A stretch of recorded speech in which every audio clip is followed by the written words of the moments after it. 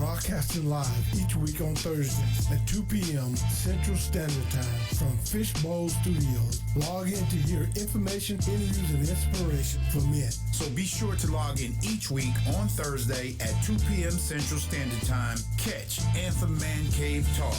Jump in. Welcome to Anthem Strong Family's Man Cave Talk. I'm Charles Dillon. I'm here with my co-host, William Lee. And we have a very interesting guest today. You know, I'm gonna set him up this way. My IQ went up 10 points when I shook his hand and embraced him at this point in time. This is Dr. Jerry Roberson. Dr. Roberson, thank you for joining us today. Pleasure to be here with you. But, I mean, Will, can you give them a bit of information about this man and who he is and the value of the information that he brings to the table today? Okay, well, see, I knew you were going to do that, right? Yeah. So me shaking hands and getting a hug, my IQ must have went up a little bit too, because I was like, let me get my Oh my paper God! I see I'm in trouble. Sitting right between these. I feel smart now. I'm like, all right. So, as Charles said, and I'm going to read it because I can't do justice just bringing up points. Yeah. So, Dr. Jerry Roberson is an esteemed cognitive strategist and a trusted advisor. And for those of you who like, that cognitive therapist, that he gets your mind right. Okay. And he's with a unique expertise in nurturing the growth of professional athletes, entertainers, clergy, and top tier executives rooted deep in family and maternal child health, which is one of the topic we're going to be talking about, family, maternal, and child health. Dr. Roberson has been a significant contributor to policy formulation. And again, he's been instrumental in the policies of child health, child safety, and making sure, his passion to do that around children. He has been called upon multiple occasions to provide expert, not just regular testimony, expert testimony to the U.S. Congress and multiple state legislators in his discipline. Dr. Roberson has been honored with the 2016 J.C. Montgomery Jr. Child Safety Award for his unwavering dedication to child safety. Dr. Roberson's transformative influence also extends to the United Methodist Church as a church coach. So as you can see, right, he is just he's just an expert in everything. Dr. Roberson has a book. It's called Transformation, Speaking Spirit to Spirit, of which one of the chapters was featured in his TED Talk. I would tell you guys to go check out the TED Talk, and then you can find out who Chip is. My dog, Chip. Yeah. His academic pursuits have been comprehensive, crowned by a doctorate of public health from University of North Texas Health Science Center, augmented by postdoctoral studies in cybersecurity from Harvard. Yes, I said Harvard. His formal education, coupled with his martial arts discipline. Okay, he could fight too, so he's smart and he could fight. So don't even get it twisted. Don't come up in here acting crazy, right? Which he's been studying and practiced since the age of 7. All right. And these strategies, right, this has infused his strategies with breadth, depth, and dimension, resulting in a holistic vision for service to the human race. So that's just a little bit of it, and that's a small piece of it, but we just wanted to share that so you could have an idea of who this gentleman is that's sitting here, and he knows what he's talking about, and he's been impactful, he's been influential in all of this. So welcome. Thank you, sir. Thank you. All right. Well, Dr. Jerry, may I call you that? Jerry's fine, sure. Okay, Dr. Jerry. We have you here today because we know of your passion around mortality, particularly maternal mortality, infant mortality. Okay. And as a fatherhood program, we are pushing the importance of of society seeing the real value, the true value, the intended value of fathers in family life. And in some ways that's been undermined, but we are working to change that narrative, to lift up the other side of that narrative. So we're going to talk a bit about your role in starting this emphasis in this area through, I think it was Parkland Healthy Start program. Healthy Start program, yeah. So talk to us a bit about how you became embedded in that area of mortality rates. Okay, so specific. Well, first, let me say thank you for the amazing intro. I feel a little pressure to deliver. People say all of those kinds of things. It sounds great, but to me, this is just a part of my life's journey. Mm-hmm. It's what I do. And in response to your question, I got engaged with infant mortality because I took a job at Parkland. Mm-hmm. I had an opportunity presented to me at Parkland, and working with Dallas Healthy Start. And Healthy Start was focused on the reduction of infant mortality. I really had no idea what I was getting into, okay? It was just a job. I was looking for work. So once I got involved with the program and began to really understand infant mortality, infant death, it was a game changer because it really spoke to me. It spoke to my life. It spoke to a very real situation. So I always start in that space. Yeah. I had a brother that I never knew. Okay? My brother lived to be 2 years and 24 days old. Okay? I come from a big family. There were 4 boys and 4 girls in our family, and I'm the youngest. I feel the best looking, maybe the smartest out the group. Okay, but that's a side note, right? Okay. So, all right. Okay. But we're a big family, and my brother, he was born before me, and the only contact I had with him was based upon what my other family members told me about him. Okay, so when I got into this space of studying and trying to figure out how to put services together for people that have experienced infant mortality, it was like, it just touched me in a different way. I didn't know that would then become a huge part of my life's work. So my brother, like I said, he died when he was 2 years and 24 days old, which is a little bit outside of the window for infant mortality. It cuts off at 2 years. Right. But the reason I always start there is because when I talk to my family, when I talk to my mother, talk to my father, talk to my siblings, man, the level of devastation that came from my brother's death, it was hard to wrap my head around. Still exists. It still exists. I remember my remaining brothers and I were sitting outside under the carport, and I brought this topic up. I started this conversation, and in a matter of minutes, all 3 of us were sitting out there in tears.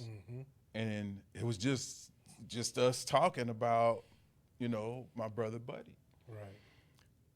Long story short, I began to realize all of these different factors that contribute to why babies die, okay? And what that information is used for. Infant mortality is one of the most widely used data variables in society. People use it, organizations use it to determine where they're going to put their corporate office. It's a key indicator for a good school system. It is a key factor for governmental decisions about land usage, about where they're going to place hotels, motels, hospitals.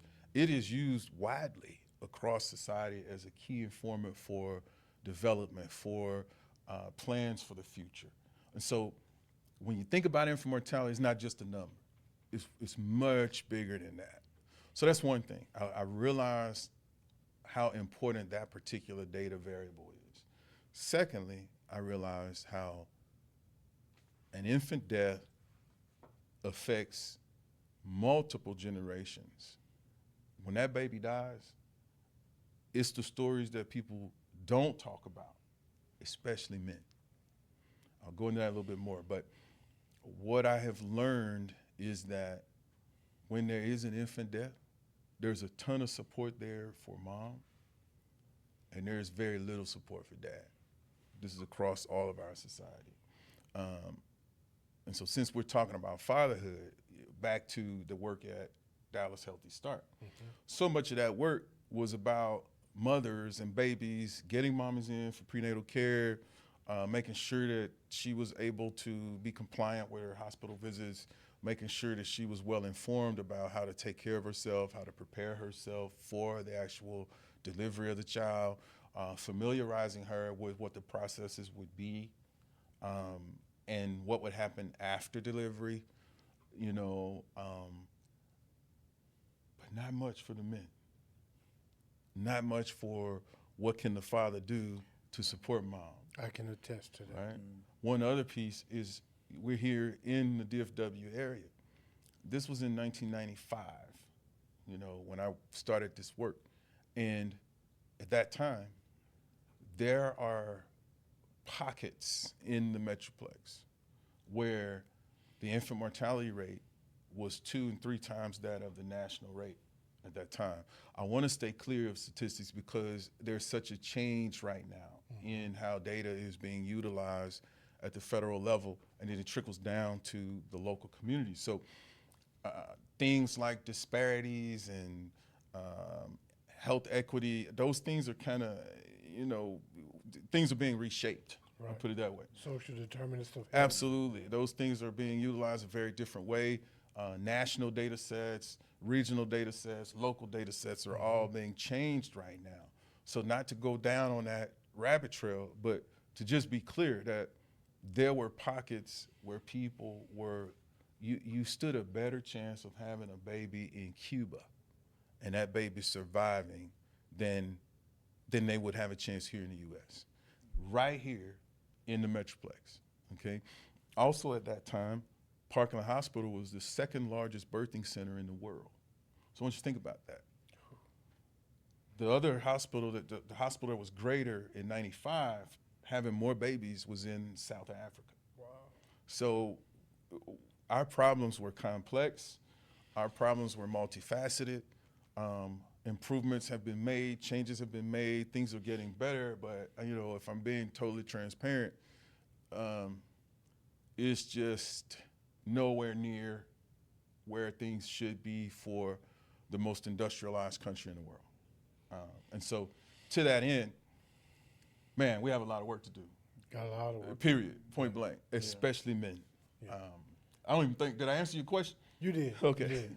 And you went further than that, especially when you shared your personal story, right? Because my wife and I, we haven't experienced mortality. We haven't experienced death, but we did limit the size of our family because of the fear of that. Yeah. Our firstborn, we were instructed to, I don't want to say instructed, it was strongly advised that we abort him.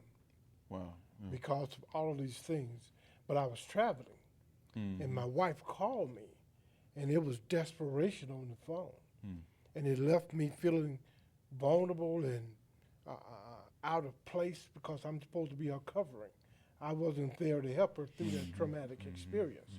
But it was so traumatic that once we were able to make it through it, and we made it through it, and man, nothing wrong with this dude.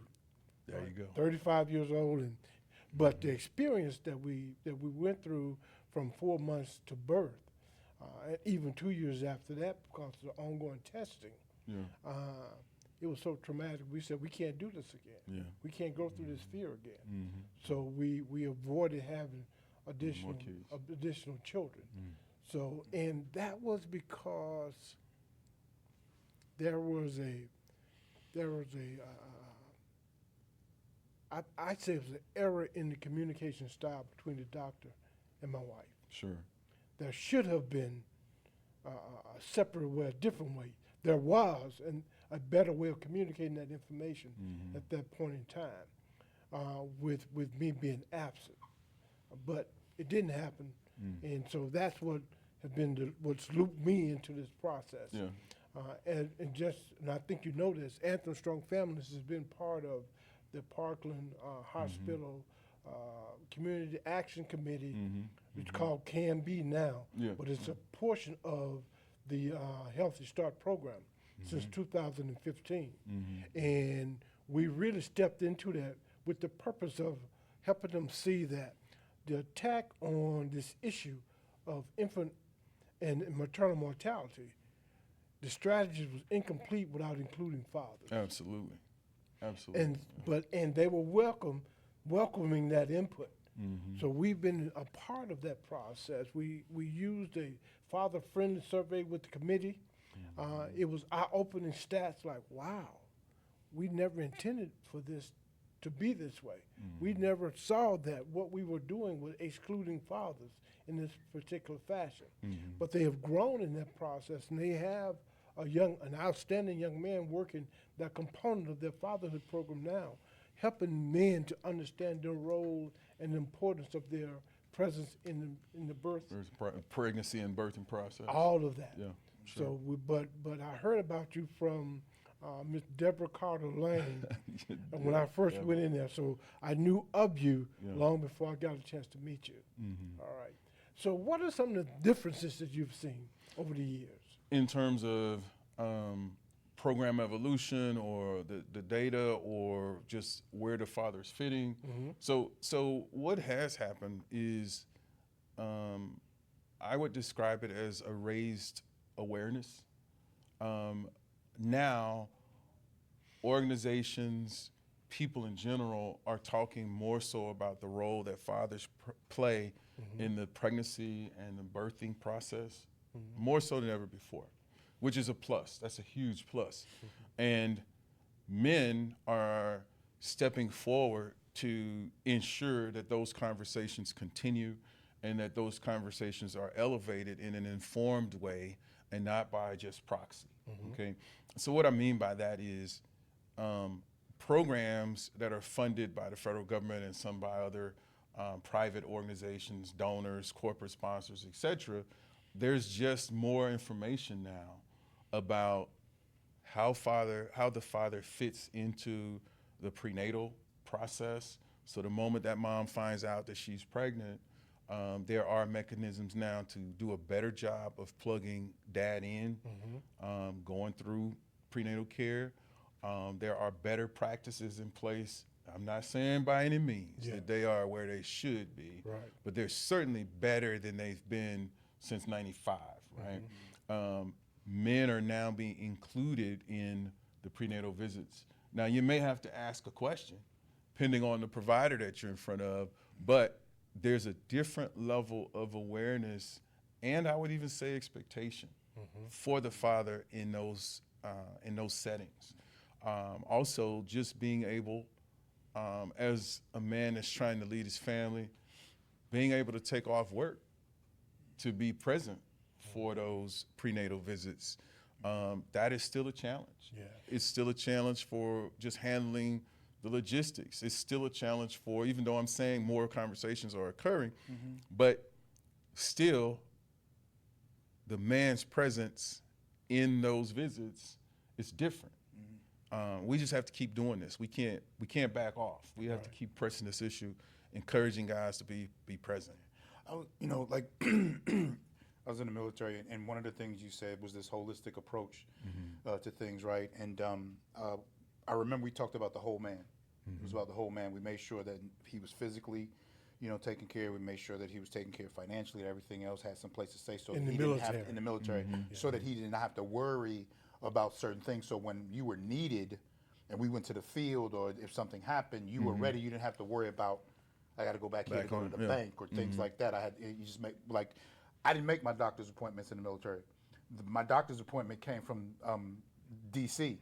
They told me when I had a dentist appointment, and they told me I didn't go make my dentist appointment. But I went through that to say, what you were talking about, the holistic part, and what you do, that performance piece married with the issue that we're having.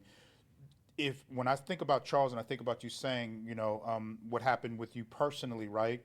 And as I was listening, and so Charles, if you're not there in that circumstance, what happens? You know what I'm saying? And with you, right, I had one brother, but I still have seven other siblings. So the difference that it made for that man to be there, and even I look at traditionally, like before, during, and after, and I guess I'm gonna get to the point. How important, or when you in your work and seeing what you do, we talk to the government, we talk to everybody else. My issue is this: if I know how to cook in my house, I don't need you to come over to my house to cook. So how do we get gentlemen right?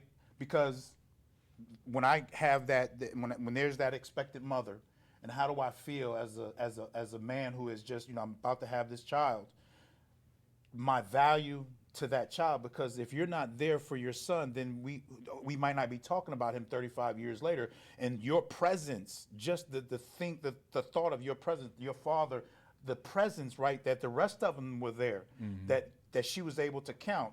I think about when I got married. I know you've heard this, right? Just tell me what time, just tell me what to wear, and I'll show up. What time is the wedding? Yeah. That's what we do. I think sometimes that's how we think about our duties as the father. Yeah. Okay, I did my job. What else I got to do? Yeah, that's just the beginning of the work in the fatherhood space. I approach, and I have in my practice for forever, I look at three things. I look at every person is a person, and every individual shows up with a unique situation, a unique combination of circumstances that literally, from you to me to you, is different. It's vastly different. We can find some parallels if we talk long enough, right?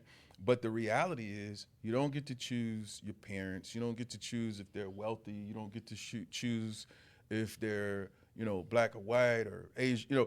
There are just some things that when you show up in this life, they're there. It is what it is. It is what it is. That's your unique situation. Then there are people around you that, as we say in the South, I'm from Louisiana, but I've been in Dallas forever now. So we say that you're raised a certain way. And in that raising process, you go from your unique situation to being exposed to different things in your life's journey, right? That then shapes what you believe to be true. That shapes how you see the world. And that shapes how you go about making decisions.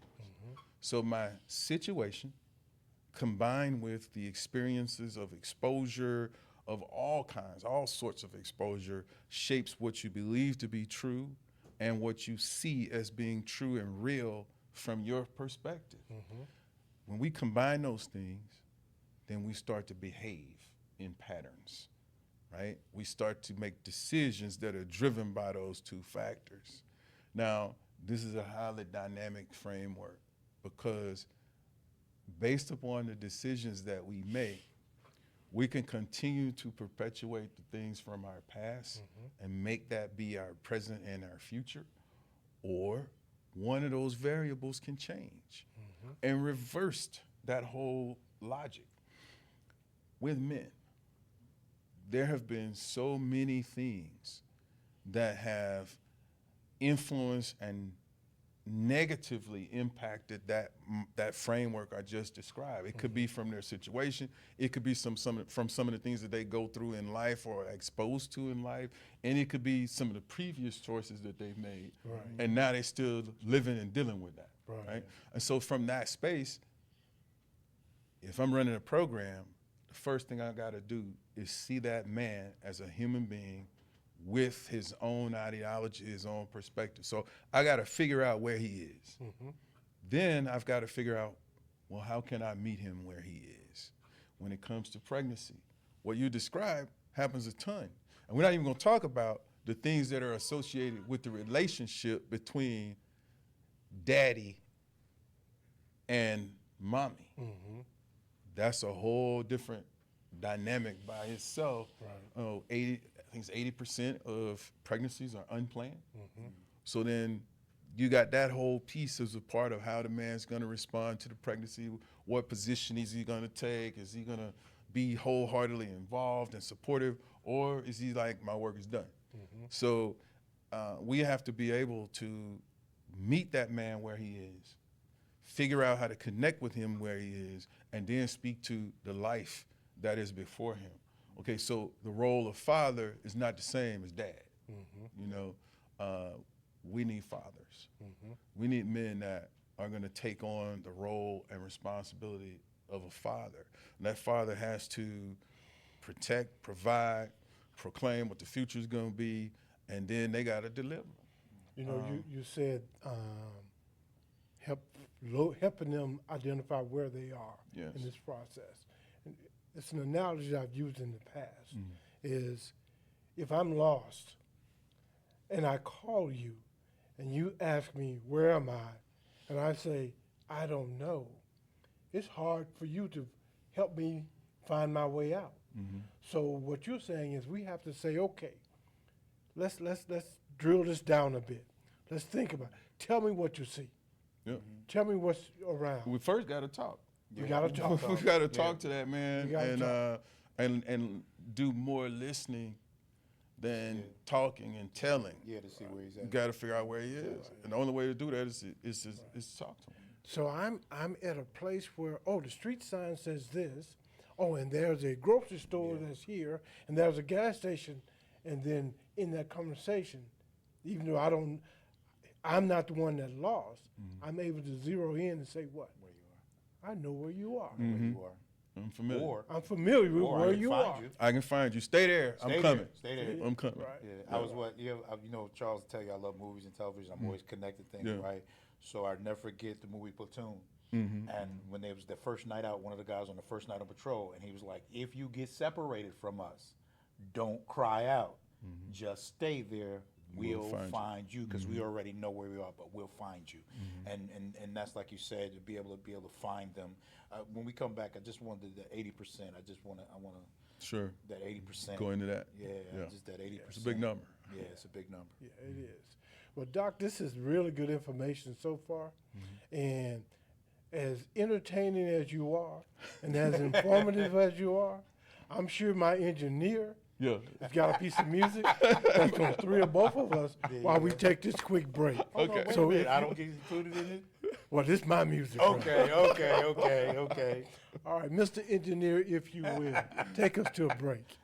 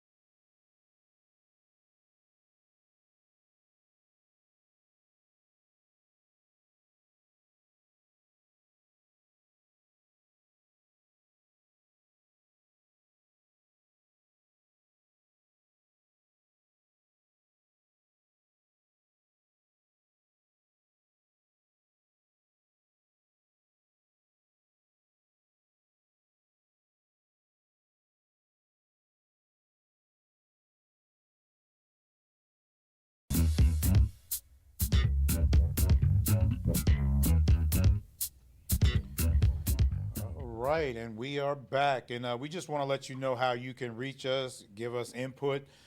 We welcome comments. Tell us, what you hear, what you like, what you don't like, things that we might even be able to talk about later on. Tell us what hit you and how it hit you, so we could even maybe have that discussion. But you can reach us on all the social media platforms.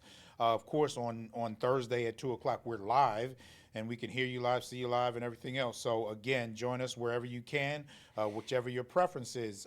Just join us, all right? And so we're back with Dr. Jerry Roberson, expert in the field of just child safety, maternal, cognitive therapy. Okay, performance enhancing. Okay, I added that in, but again, if you think right, you'll do right. So we're back, and we were actually having a conversation prior to this, and some things we want to do. But you said 80%, and that's a big number. It's a huge number. It's a large number. My former life, I was military and in some corporate, process. So 80% is a lot. So my question, I guess, or when you think about it, what can we do, right? If the 80%, that's a big number. Can that make a bigger dent, and can we do something in that 80% that will help us in the other parts? Yeah, I don't know that we can do something about the 80%, because that is more of just a behavioral pattern of how men and women interact in the space of pregnancy or getting pregnant. The 20% usually are people who have had challenges with pregnancy. Okay. So there's a certain level of intentionality there. There's a high level of planning and preparation. But the other 80% or so is typical, grown folk behavior, if you will. And sometimes, of course, that's young kids, teenagers that are doing adult things, and the result are, a number of pregnancies. So when you think about sexuality, intimacy, and pregnancy, if you just process a little bit, you can see why, 80% are unplanned. Not to say that they're unhealthy, but it's not exactly how people go into the physical aspect of their relationship. So, and the reason, and thank you for that, because clearing that up, because if you get, when I think number, right, so I think 80%, that's a big number. What can we do? That's where we can do something about it, right?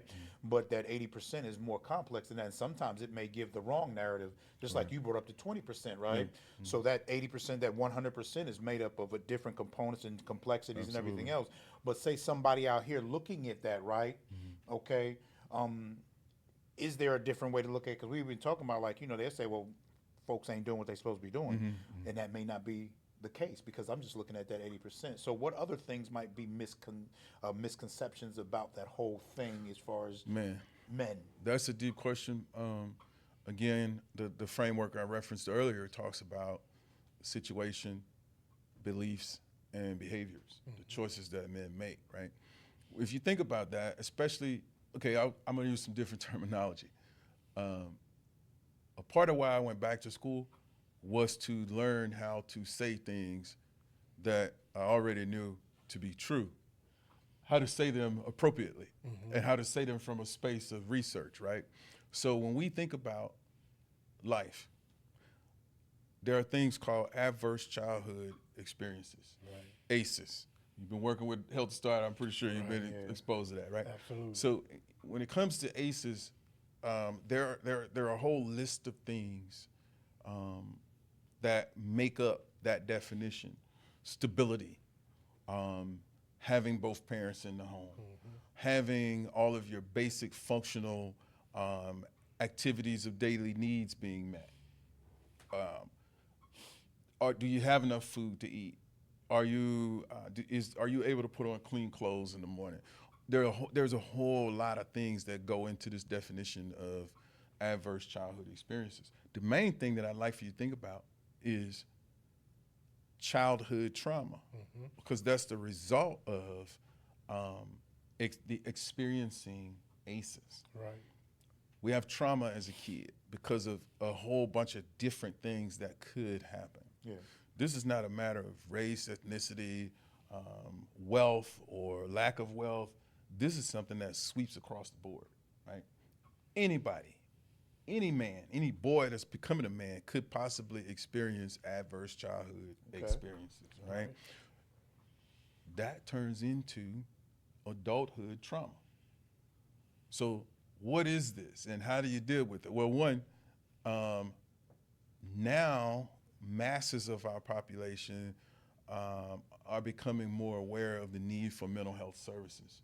Masses of our population are becoming more aware of the need for life skills development. These are all things that could impact men and their ability to be more responsible in the fatherhood or the fathering space. And so, but who sits around and talk about that when you go to the barbershop? That ain't what we're talking about, okay? That's not what we're talking about at the church group, on the men's group at the church. That's not what we're talking about when we go to the fraternity meetings. The list of things, I like to smoke cigars. That ain't what we're talking about at But the you know where we are talking about it, Dr. Jerry? Where? The workshops at Anthem Strong. There you go. We are definitely talking about Yeah. the ACEs and how those experiences are now showing themselves in your behavior. Absolutely. A lot of men end up in this situation with kids, multiple kids, even because they're trying to cope with their own pain. Their own pain from what they went through as a child. They're looking for validation. They're looking for affirmation, confirmation that I'm a man. And to temporarily be able to escape all of the challenges that are in front of you in life, let's think about it. You know, sexual intercourse, you look at the data, 7 minutes for men. That's the number most of the time. Guys talk trash, but that's what the number is. That's what the data says. That's what the data says, right? Data says 7 minutes. So 7 minutes, and the result of that, keep hitting this mic, 7 minutes and the result of that could be a pregnancy. Yeah. Right? And a lifetime of responsibility and commitment from that 7 minutes. Yeah. So how long are you a father? It's forever. Forever. Because even after you're dead and gone, Your that legacy. kid is still gonna think of my daddy, my legacy. father, right? And so, man, just getting guys to think through that and make different choices. And okay, so then the pregnancy's unplanned, but now your baby is here, or your baby is coming. That has to become a positive thing that men will say, wow, I gotta give everything I got to this kid, right? And so to me, when we talk about love, it's just the way my brain works. How do you define love? And how do you define it? And how do you measure it? If you talk to the average guy, there's 3 of us sitting here, right? When you think about love, the question becomes, for Jerry, who am I willing to die for? Selfless. Right? Selfless, yeah. Who am I willing to die for? I'll just be honest with you. That list ain't real long for me. It's pretty short, okay? But when we think about our kids, man, the average guy, they'll die for their kid. You know, one of the recruitment strategies that we use, we're approaching men, right? We ask them 3 questions, right? Hey, that's your baby? Yes. What will you do for your baby? I'll do anything for my baby. What won't you do for your child? There is nothing I won't do for my child. Then we hit them with the next word. What can you do? Thought-provoking. Yeah. That's why we're here engaged in this process. Yeah. We want to talk about what can you do. Absolutely. So- That's an excellent point. So what can a father do in the situation where there is a pregnancy? What are those values that a father brings to the table? First thing we gotta do is show up. Show up. Gotta show up. And you gotta show up in truth, right? May not be comfortable with the pregnancy, may not even be comfortable with mommy. But man, you still gotta show up. And then when you show up, you gotta be willing to take on the responsibility of being a father. That's not a burden, that's an opportunity. But that's not necessarily how it is packaged in our world today. Yeah. And so we, those of us that are in this space, have to help men to revisit what it means to be a father. One, showing up. Two, realizing that you're designed to lead the family. The family is not together, you're still designed to lead the family. And so what does that look like? One, being able to be humble enough to say, I don't really understand what's happening here, but I'm gonna go find some answers. I'm gonna go find some resources to help me understand. There are programs like what you guys do at Anthem Strong Families that are designed to equip fathers that feel like they're not equipped. Here's the other thing though, listen, nobody really knows how to be a father. No. I mean, where's the handbook? It doesn't exist. Show it to me, I'll throw it in Hey, the trash. it doesn't exist. You Yeah. got to be able to show up, pay attention to what's going on, and just be willing to do the work. Right. And then, again, a baby needs their father from the moment that inception occurs. It's literally the transfer of your DNA. So what's the immediate benefit of being there for the baby and the mother? Everybody is healthier when dad shows up. Dad can't show up being abusive or being emotionally abusive any kind of way. But the data tells us that everything is better when dad shows up. Mom is calmer, which means that her body goes through a completely different chemical process. We call it, cortisol dump. Anyway, I don't want to go too far off into science, but the reality is when mommy is stressed during pregnancy, it creates a toxic space for the fetus to grow and develop, right? There's a cortisol dump, the baby feels that, mommy doesn't calm down, the baby stays in this toxic environment. Then another stressor is introduced. Cortisol dump again, now the environment's even more toxic. But what we see is that for a lot of moms, that initial level of this toxin doesn't go down far enough before another stressor is introduced. What does dad do? Dad should be there to reduce the stress, relieve the pressure. That's a part of that macho, machismo nature. I'm built for this, right? I'm the cover. I'm the cover. I got it. So being able to get guys to step into that space and wear that as a badge of honor, because it's best for my family or it's best for my child, it's a different mentality. And so when dad shows up during the pregnancy the whole time, prenatal care, when dad is there for delivery, literally, everybody's healthier. When dad is there after, mommy gets through postpartum better. We see a lot of guys that don't understand postpartum. That's a whole another piece, right? It's like, man, she's crazy. Yeah. She had the baby and now she's nuts. I don't understand what's wrong with her, And then we talk about what happens during postpartum for mom. And dad's like, oh, I thought it was just me. It's not just you, bro. This is a part of that whole window. And so there's something called a fourth trimester where ACOG, the organization for OB-GYNs, they have developed this framework for the fourth trimester, which basically means that while mom is pregnant, she's informed about what's going to happen during delivery and after delivery, and what she should do after delivery, okay? Men are a part of that equation. If the man is there for this talk about, what's going to happen during delivery, what's gonna happen after delivery, and what to look for. Because the other thing we see is that not only, our babies at risk, but we have a horrible maternal mortality rate in this country. Mothers are dying after they give birth, okay? What do we see is, why is that happening? Well, it's happening because moms keep doing what they do. They keep moving, they keep pressing forward. They ignore their own needs for medical care. They internalize the stress. Their body is changing. Their hormones are all over the place. And you got a brand new family member that's looking up at them saying, hey, you're my whole world. I need. And so, need. okay, It's well, always where does dad fit? Where does the father fit?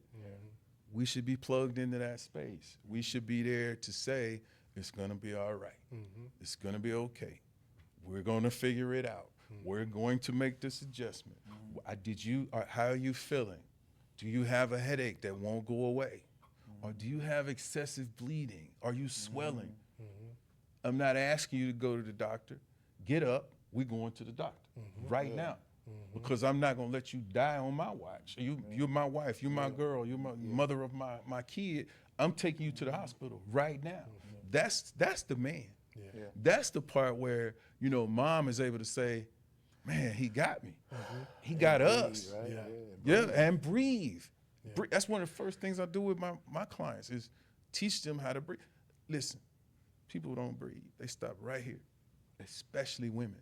They're holding their breath most of the time, right? And so the man comes along, the man is there to help them decompress. That's our role. Yeah. We built for this. But we've kind of forgotten that. And I'm talking about all men. I'm all socioeconomic status, race, ethnicity, whatever you want to call it. And the way I'm couching it is family resilience. That's what it is. How resilient can this family unit survive and thrive everything that's in front of them? Now, I hear you talking, and I was exposed to a new role probably 6 years ago, the term doula, Yes. right? Yeah. And I'm thinking, what's the doula? Okay. Yeah. Right? And as I began to hear about that, I'm thinking, okay, I'm not a doula. I don't necessarily have to be a doula, but that sounds like some stuff that I can do too. Absolutely. So talk So to that. so talk a speak to doula. A doula is essentially a resource, a person, a human resource that's available to families, to mom and dad that are going through pregnancy and beyond. The doula, really, I don't want to be disrespectful or make doulas feel like I'm being disrespectful, but the way I describe the doula is that they are like the pregnancy coach. They are right there with you. They can let you know what to expect. They're going to be the one to encourage you. They're going to be there, if possible, they'll be there for birth if you want to have birth at home. They're going to be under the auspices of somebody else, a physician or a midwife. There's several options, but the term doula speaks to the coach for mom as she's having this baby. Now, can it be a coach for dad too? it can be a coach for dad. And so to me, I encourage guys, if they're pregnant, to go, it's okay, become a doula. It's not hard. It's a lot of reading and stuff, but you need to be doing that anyway, right? And this just gives you a formalized way to go about educating yourself on your the mom and what she's going through, the whole pregnancy, delivery, etc. And then who can be a better coach for this lady than her man? Her significant other. This is a natural role. Right. Yeah. Right. But you don't want to show up, we were talking about the NBA, because that's what we're talking about right now. Those teams show up with a coach. Essentially, dad can take that role of being the pregnancy coach, the delivery coach, the fourth trimester coach, the postpartum coach. That's the doula. They there all the way to ride it out. So we encourage guys to explore what that means to become a doula. It'll equip you to be present for your family. See, that's why I like being around you. So you birth new ideas in my head when I'm talking to you. Because just from this conversation, I'm thinking, okay, one of the ways we can enhance our programming is to put a doula in front of our fathers to talk about this exact same thing. Especially if it's a male doula. Yeah. And he can speak man to man about this experience. Another piece, I know we're going to break, but another very important factor is breastfeeding. The most significant, impactful factor for mom breastfeeding, the man. If the man is saying to her, let's breastfeed, if the man is saying to her, encouraging her and working with this lactation consultant, you have people, resources at these hospitals that can help the mom with the whole process of breastfeed. When we look at the data, the biggest factor was the father supportive of breastfeeding? If he's supportive, mom is more likely to breastfeed. Mom is more likely to breastfeed longer. And there are things in that breast milk, I don't care how good science is, you just can't fully replicate what's in that breast milk. We see babies that are healthier long term. We see babies that are stronger. Their resistance system is stronger. So there's a magical something about breast milk. And fathers really can help mom to breastfeed and breastfeed longer. The return on that investment, absolutely phenomenal. The last thing I'll say, and this is no knock on the men, but it is a matter of education and awareness. Those are not your breasts. This is what we hear the most, right? Yeah. When that guy's tired of mom breastfeeding, they want to get back to the breast. I'm just telling you. Hey, it's all around the country, everywhere I go. Women talk about I would have breastfed longer. Yeah. But I was Pressure. kind of feeling the pressure to move on. You know, baby, coming in here tonight, here you go. Baby. Need to get back. For the night. That's right. Store That's right. closed. So, we can do a lot of things. We remodeling. in that space. You sound like you know what I'm talking about. We remodeling. All right. Well, Dr. Jerry, man, it's always a pleasure to have you in our Pleasure's midst. mine. Definitely. You bring a level of energy and information that's not surpassed by anyone. So thank you for your commitment. Thank you for being here today. Thank you. As for we having tell all of our guests, we value what you have to say. And even though you define yourself as a scheduled wrecker earlier, we're going to work on trying to get you back in this can process. I say one more thing? You sure can. Okay, so for several years, I've worked in the Healthy Start space, right? Yeah. And Healthy Start does an incredible job of getting moms in for care when they're pregnant, through the pregnancy, after the pregnancy, into the early raising, the early shaping and sharing of their child. I want to mention that the other place where it's so critical for men to be present are those years of preschool readiness, right? So Head Start, Early Head Start and Head Start are two other very important programs for you all to partner with, because what we see again in the data is the things that happen from birth through preschool readiness through the third grade. That's your pipeline to prison. That is that's the space that determines the trajectory of the lives of these children. And so I say to you fathers, you fatherhood programs, fathers out there, listen, you gotta be involved from inception. You know, critical window of time is preschool readiness. And definitely up through the third grade, because after that, the programming is set. And, executive function and the ability to self-regulate, those things determine, man, how your child, the opportunities that can come just from you being dad and leading in that space. You set the tone for the rest of their life. It's unbelievable. So fathers are their children's first superhero. For sure. First superhero. Well, thank you for being here. Thank you for having me. Thank you guys for joining us. And again, www.anthemstrongfamilies.org. We welcome your comments. We welcome your feedback. And we hope that you will be here next week. And what do we want everyone to do? Jump in. Jump in. Thank you for being with us today. Mr. Engineer, come with something.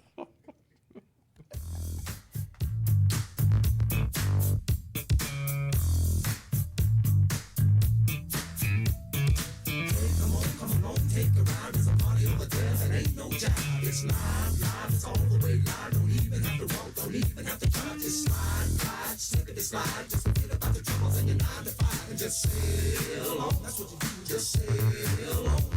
Now the dude's so funky, hey, what do you think?